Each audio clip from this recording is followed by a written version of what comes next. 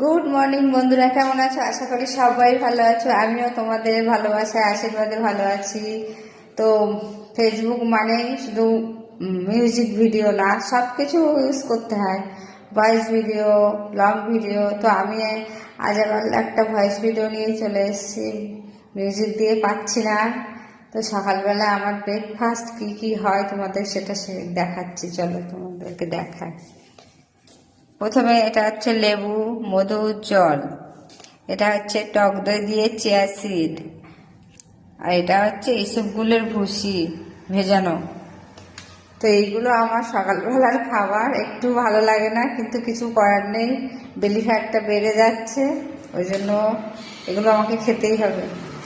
তো তোমরা কে কি দিয়ে ব্রেকফাস্ট করছো একটু আমাকে জানাবে কমেন্টে। তো সবাই ভালো থেকো, সুস্থ থেকো। আবার পরের ভিডিও দেখা হচ্ছে। Tata, bye bye.